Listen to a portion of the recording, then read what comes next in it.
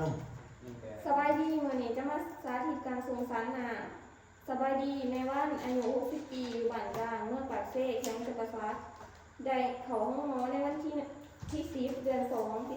2025ในเวลา4 โมงตรงด้วยอาการอ่อนเพลียและขาดน้ำเนื่องจากคนเจ็บท้องยังมุ่นแห้ง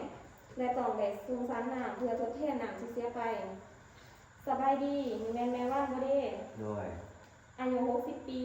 แมนอยู่บ้านกลางเมืองปากเซ่แขวงจำปาสักแมนหนูมีชื่อว่านั่งน้อยหมื่นหลาดเป็นนักศึกษาพยาบาลปีหนึ่งได้รับคำสั่งจากท่านหมอให้มาส่งสารหนามให้แม่เด้อด้วยเราเมื่อหากันตอน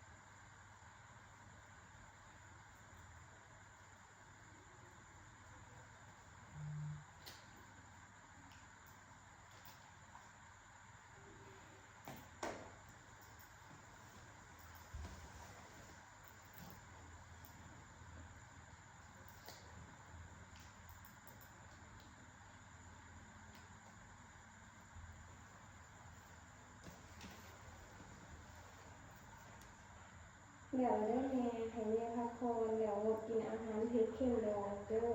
ถ้ามีอาการผิดปกติให้เอิ้นแพทย์เด้อ โดย